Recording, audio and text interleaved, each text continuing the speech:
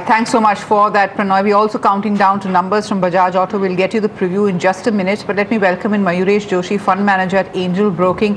Mayuresh, great to have you on the show. As I was saying earlier, we're just gyrating to global cues, especially on the commodity front, and I'm not convinced with these moves on Vedanta and Kane, which keeps spurting up every time there is a firming up of crude oil prices. How are you calling the markets right now, and directionally, where are we headed? Afternoon, Mini. Clearly, I think we will still be governed by what happens globally. So what happens with the Chinese data points, crude. So any rebound in crude gives a respite to the markets. Any fall in crude thereof, I think the markets see a strong bout of correction. On the domestic front, I think largely factoring in, as I've been pointing out time and again, that earnings are expected to remain weak for this quarter and the next. The capex cycle is expected to remain weak, and what really happens with the budget is what the markets are probably looking at. So I think the range that we're probably looking at around 7,300, 7,600 on the Nifty should probably sustain, at least till we go into the budget. Now what probably happens after that is a call which is very tough to make at this point of time. So if the budget is quite well balanced as the markets expect it to, gyrating between fiscal consolidation and growth in terms of the core capital expenditure, specifically on the non-plan side, I think you will get a lot of boost in terms of infrastructure and investments thereof. So I think the markets are probably looking forward to what announcements the Exchequer makes. But clearly, I think this is one event that the markets are clearly watching out for. Till that point of time, I think we'll be probably gyrating in this range that I talked about. Right. Let's first come up with Bajaj Auto's numbers, which are expected anytime now. Let me go across to my colleague Hiral, who joins us with a quick update on what the street is expecting from Bajaj Auto. It's an interesting stock. It's just about holding on in the green, but it has had a choppy run over the last 1 year. Hiral, what is the street expecting on Bajaj Auto?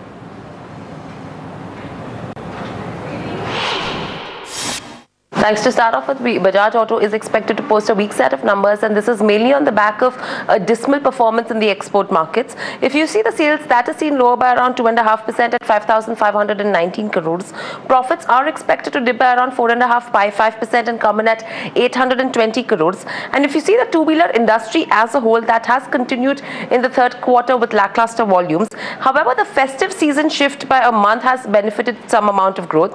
Low volumes are also expected to partially nullify the benefits the company is expected to get on the back of lower commodity prices. And if you see the domestic volumes, they have grown by around 9.5% in the third quarter. Exports have declined by around 16%, on the back of which the total volumes have seen a degrowth of almost 3.5%.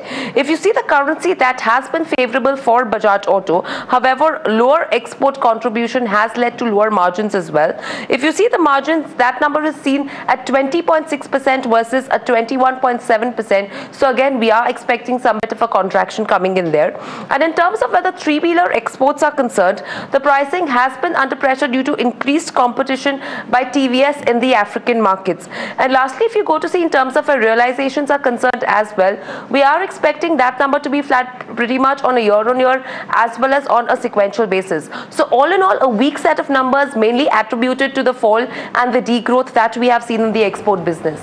Right. Thanks so much for that. Mayuresh, I'm going to ask you about Bajaj Auto, and I'll try and get the one-year chart of Bajaj Auto on your screen. It'll just show how the stock has been. It touched a low of about, let me just get that for you. It touched a low of about 1,948 sometime towards the end of April. And it climbed all the way up to about 2,618, and it's currently at 2,352. A lot of the fact is, Mayuresh, a lot of the volatility is because Bajaj was a late starter in the auto up move, and also there were concerns on the export front, especially the more recent one being the one around the currency in Nigeria. How are you reading the signs from Bajaj Auto, and what would you be watching out for in the numbers? Regrowth in this quarter, and clearly I think the Nigerian concern would be quite evident because the kind of sharp depreciation that you've seen in the currency out there, it accounts almost for 20% of Bajaj's export market. So clearly I think that hit is going to be very, very evident. When it comes probability in terms of what kind of volume growth one really expects, I think that is one key factor that I'll be watching out for from the management commentary. The lower input costs probably have helped a lot of these guys, whether that be Bajaj Auto or the other two-wheelers as well. So I think that pass through in terms of margin stability is expected to come through. But largely I think expectations in terms of how volumes will pan out for the domestic market, for the international market, the new launches that Bajaj is probably planning to do. I think these will be key attributes to watch out for. But largely, I think degrowth in terms of top line, margin getting compressed a little bit, and profits probably remaining around the 800 crore odd mark is something that the street is probably looking out for. Okay. The big one is, of course, Tata Steel, which is likely to post a pretty dismal Q3, and no surprises there, as low volumes and competition from cheap imports will affect the company's performance. Pranoy has the cut of what the street is expecting from this company.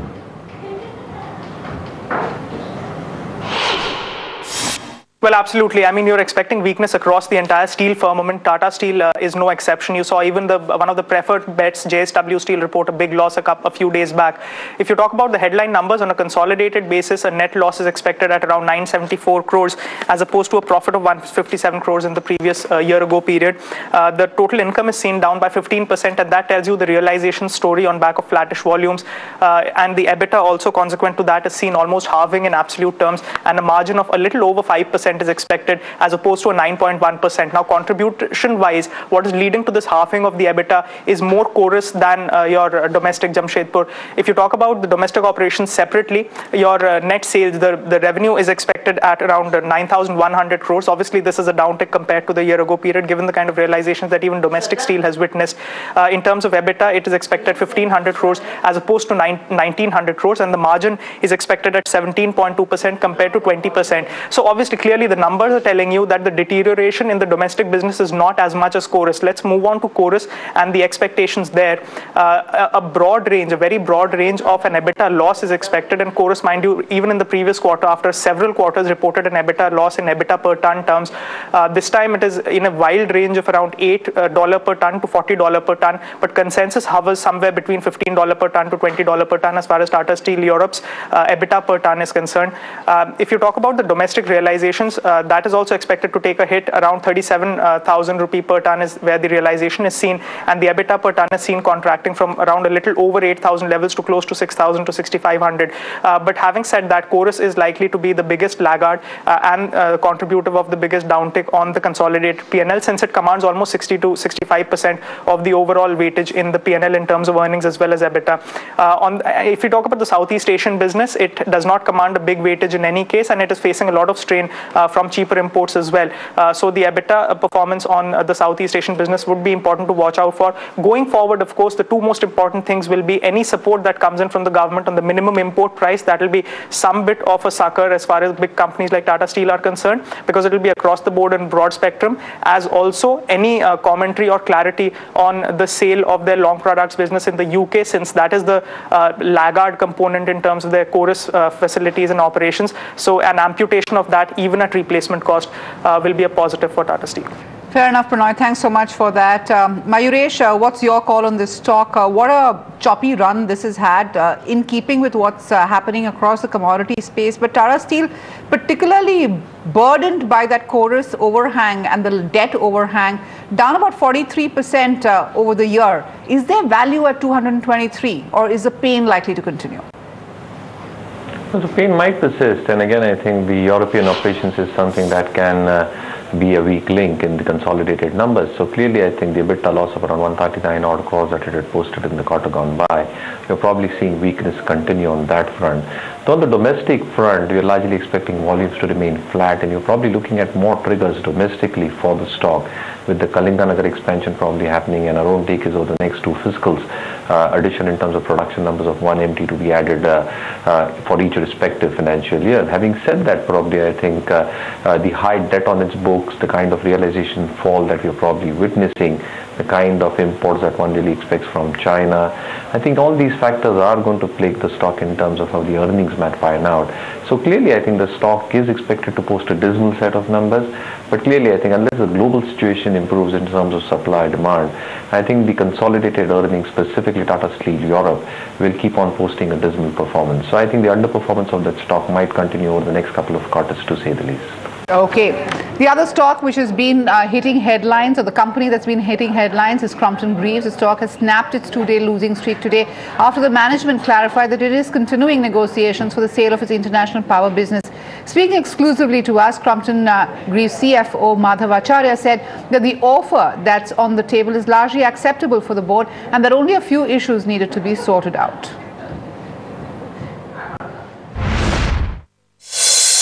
We did receive a binding offer on the 2nd of February for our power businesses in Europe, Indonesia, and US. While most of the terms were acceptable and were positive for the board, there were certain terms which the board believed needed more discussions. So currently those discussions are on. Unfortunately, I'll not be able to share the valuation numbers. Okay. Right? That's not something that I can do. But I do want to tell you that we have received a good offer. The discussions are on some of the issues that need clarification. That's where I would want to. Right, that's of course Madhav Acharya speaking to us earlier. Mayuresh, I'm going to ask you about Crompton. A bit of a disappointment after the announcement that there's been a delay in that restructuring piece, very important for the deleveraging in the company. But I am going to juxtapose it with the ABB numbers, which really do indicate that things are looking up because we will get you more on the ABB numbers. I'll get your comment on ABB as well, but I'm going to ask you about Crompton Greaves. What are you making of the clarification from the management? Something has to come on the table, and one really needs to understand what kind of valuation parameters they're probably looking at if the sale has to come through. Now, clearly, if you look at the operational performance, it was extremely dismal. So if you're talking about an order book declining on a year-on-year basis, execution which was very, very weak on the overseas operations, and even on the domestic front, you're probably looking at weaker execution come through. I think all of that was probably evident in the numbers, and one really expected some amount of consolidation with their overseas operations to start playing part. Unfortunately, I think the capex cycle has not turned for the better in India, and the global conditions probably have kept the earnings estimates to be extremely soft. So clearly, I think if I leave aside the consumer durable business and focus purely on their power systems business, I think clearly it is going through a lot of stress. I don't think that stress is going to come out anytime soon. So unless I think any clarity happens in terms of the sale that probably comes through, that might be a trigger for the stock. But clearly, I think operationally the performance has been extremely weak. Okay, and I refer to the ABB numbers, and let's quickly get you an update on that. And that is important because it is indicating some kind of revival in the power business. Share is standing by with more on what the numbers threw up. Share. That's right. Before going to the major numbers this time around, I would like to start off by taking a look at the stock. And when you're looking at the stock from a last 1 year kind of point of view, you'll see that it has been clearly one of those underperforming stocks in the capital goods space. Stock is down by almost 14 or 15% over the last 1 year, and hence the kind of move that we've seen in the stock reaction today as well.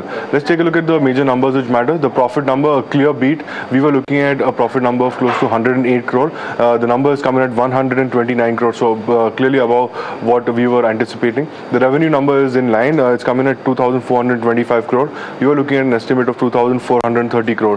That's pretty much in line. Besides that, margins have improved, and that's one of those major factors. Margins this time around have come in at 10.8% versus 8%. That's gone up.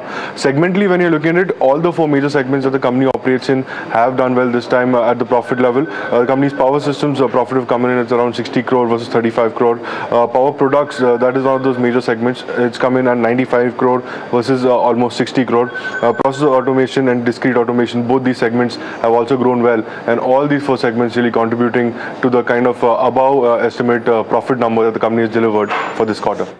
Right. Thanks so much for that. Mayuresh, you heard what Shell had to say about the ABB numbers and the fine print of those numbers. What stood out for you in that set of numbers? No, clearly, first of all, I think the stock was largely underpricing the entire industry's trend. So clearly, I think not too many analysts probably had high hopes from how the operational performance would have been. So clearly, I think it has been a beat in terms of what expectations were getting laid out, both in terms of how the profitability has come through and how the individual business segments have performed. So I think the power products division specifically has done exceedingly well. You're probably talking about the power transmission systems doing exceedingly well as well on a year-on-year basis. Clearly, I think in terms of their order book, the renewables business and the railway business have probably increased their contribution in terms of their order book intake size. So clearly, I think the beat has been more to do with how the operational performance of the company has been. And again, I think the point to be noted out here is that the other income has declined. You're probably looking at finance costs going down, and that has largely got offset by increase in taxes. And even in spite of all these numbers, probably the numbers have gone up. So yes, I think optimistic set of numbers from EBB, but valuations is something that I'd be closely looking out for. I think it is still getting valued at this price at relatively higher valuations on a historical basis. Right, let's shift focus now to pharma. In what could become and be a big blow for pharma companies, reports suggest the US government is going to make it mandatory for companies to locally produce active APIs. My colleague Shraddha joins us to analyze the impact of this move because she's been speaking to a whole host of industry leaders. Shraddha. Well, what has really happened is the US government is considering making it mandatory for APIs for drugs that are supplied to the US government to be manufactured locally, that is in the US. Now we have received a clarification that this is an come in over here, Shraddha. I'm sorry because the Bajaj Auto numbers are out and Q3 profit has come in at over 900 crore rupees, which is actually better than expectations, because expectations were that that's profit after tax would come in at 820 crores. It's come about fairly higher than that at about 901 crores. Sales have come at 5,460 crores. So what is interesting is that it looks like a bottom line bump up while the top line has not grown as aggressively. If I can just get those numbers out for you again, 901 crores, so a good 81 crores ahead of estimates. And this means that it has a profit rather than a down profit. So that's why the stock is actually going up. Just to iterate, we were expecting the company to report a fall in profits. It's actually reported an increase in profits. EBITDA margins have come in at 22%, which is really significant because we were expecting EBITDA margins to see a dip and come in at 20.6% versus 21.7% last year. So they have managed to come, and this comes, mind you, with sales not as good as expected. So sales have come at about 5,460 crores, while the expectation was 5,519 crores. So there is a lot to analyze in the fine print of this number. The markets are reacting to the EBITDA margins and the profit number because this is a stock that has been consistent in its EBITDA margin focus and the fact that it is extremely focused on getting margins irrespective of how the market conditions are. So having said which, that's an important metric for most people looking at the number, but the sales number is higher. There is another income component. Let me just get back that other income component of about 200 crores, I think, if I'm not mistaken. So operationally, again, it is going to be interesting to see what is happening on the stock. And let me just get you the other income component over here. If we can just flash that. Sales is 5,460 crores. So we are seeing a bit of correction. Other income is 200 crores versus 95 crores. So there has been a bump up, substantial bump up of about 105 crores on this, and that could be also reflected in the profit number that we are seeing. My colleague Hiral joins me with the fine print. Hiral, obviously there is another income component, but outside that, what are the metrics looking like? And is the bump up on profits largely owing to the other income as well? That's right. As you mentioned, Mini, that you have seen other income of close to 200 crores. Now, this other income is mainly pertaining to a forex gain that they have seen in this quarter, and the net gain has been close to around 62 crores. And additionally, in terms of an investment that they had made, they've got an income of close to around 83 to 84 crores. So these are the two components that have led to an other income of close to 200 crores in this quarter. And if you see in terms of where margins are concerned as well, we were expecting margins to contract. However, that number has come in at 21%. And again, this is mainly on the back of the forex gain that we have seen in this quarter. Additionally, it's the motorcycle segment that has contributed to this growth. In terms of the domestic volume, volumes also a major thing that has boosted up in this quarter, and this is mainly on the back of the shift that we've seen in the festive season by a month. Additionally, if you go to see in terms of the exports, they have continued to remain weak. However, the domestic sales have constantly outmastered the degrowth that they have witnessed in terms of the total sales as well. However, if you see in terms of exports, the total volumes have seen a degrowth of close to 2%, 2 to 3% in this quarter. However, it's the only export business that has seen pressure. Again, in the export business, it's the three-wheeler bit that has seen tremendous pressure in the African markets with the releases stating, and this is mainly because TVS Motors has become pretty huge in terms of their market share is concerned in Africa, where Bajaj Auto was one of the leaders. So on the back of the pressure that they have got on the three-wheelers in the African market, that's the major reason why we are seeing this kind of a shift. However, all in all, if you go to see in terms of the first cut, in terms of the top line, bottom line, as well as margins, a fabulous number in terms of our estimates were concerned. Right, but there are more pointers coming in from the management. It has said that it is facing a balance of payment issue in some markets. This is, I'm reading out from the Bloomberg terminal over here. Bajaj is also saying that there are payment problems or non-availability of US dollars for imports and dispatches. This has led to an impact on the dispatches to some markets. So actually, if you analyze it, and that's why the stock is now starting to correct sharply. If you analyze it, if you take out the forex gains from the numbers, you actually see a little bit of a troubled environment for Bajaj Auto on two counts. First, the volumes have seen a bit of a degrowth if you compare it from the earlier point of view. And the second is that the profit number doesn't look too hot either. What is a saving grace is the EBITDA margins, and this time, as Hiral said, it is also a factor of what has happened in terms of the forex fluctuations. I have Mayuresh with me. Mayuresh, we were just talking about Bajaj Auto. What is your take on the first cut of the numbers that we have?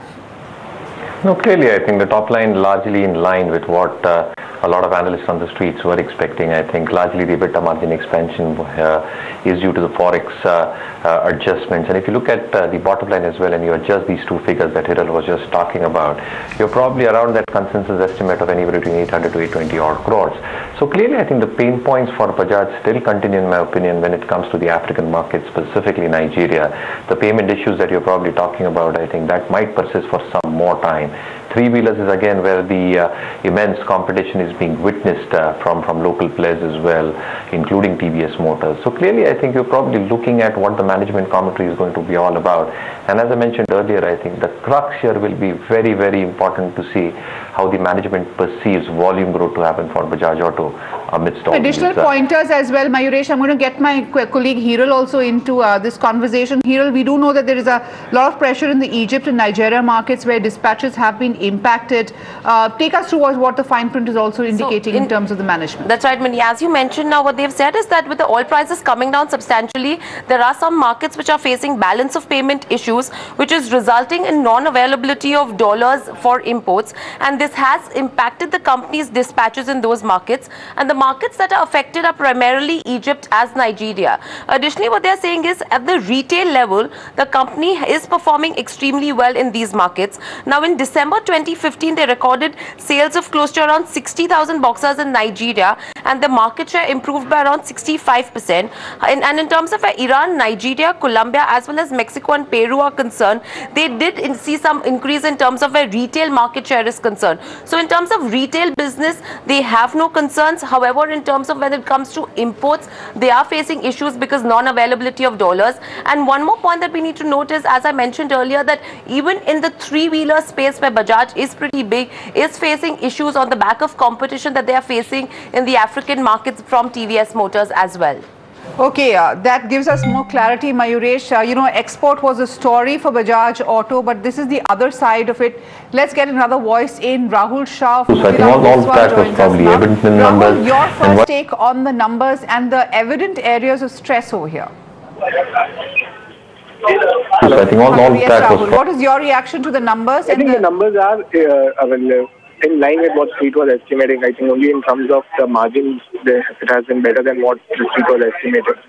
So in that front, the stock rest, I think all of the parameters and numbers are in line what the Street was estimating. So I think numbers are good.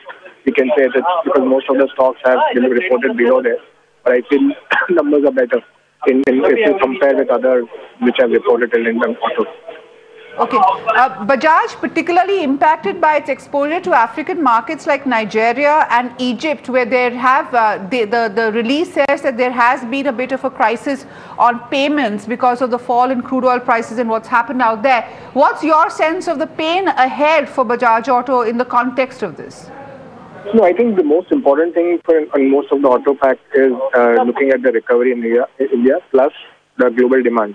And the new launches in the system. So these are the three things which we have to look at even in Bajaj also going forward. Aren't you worried about the dispatches being hit in Egypt and Nigeria? How big are these markets for Bajaj? I think obviously the markets in terms of if you look at Nigeria and all these things, I think they are important, but I think not as big as their impact which other markets have for them.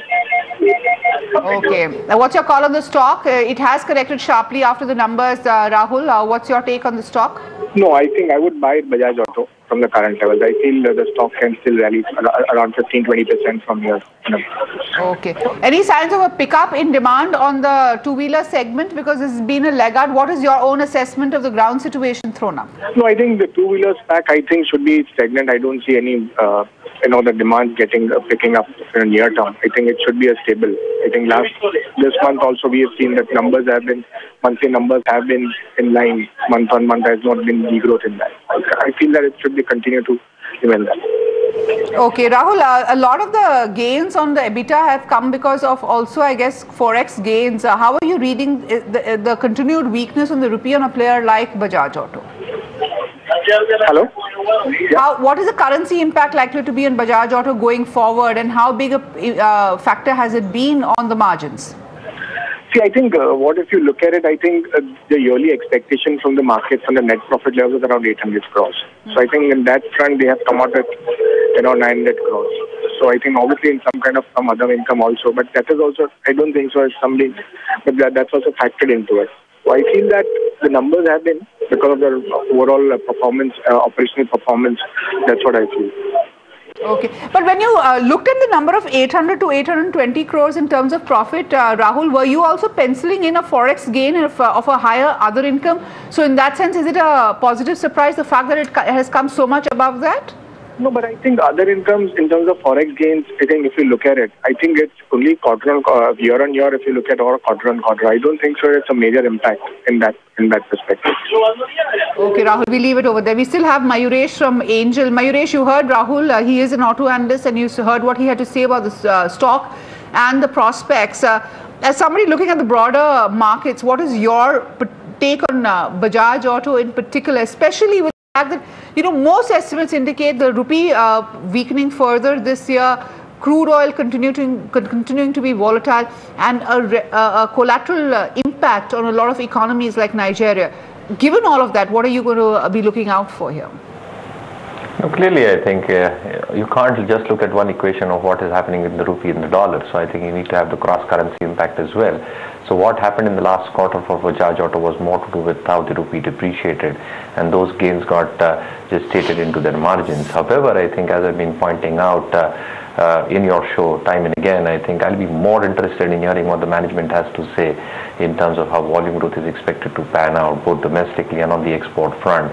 These issues of Nigeria and Egypt, I think, even though one says that would not last for a few more quarters, I think you still need to understand that they are going to take a hit quarter on quarter. So I think at least for the next quarter, if one really assumes the situation staying status quo, I think you're still going to see huge amount of inventory pile up happen. That's point number one.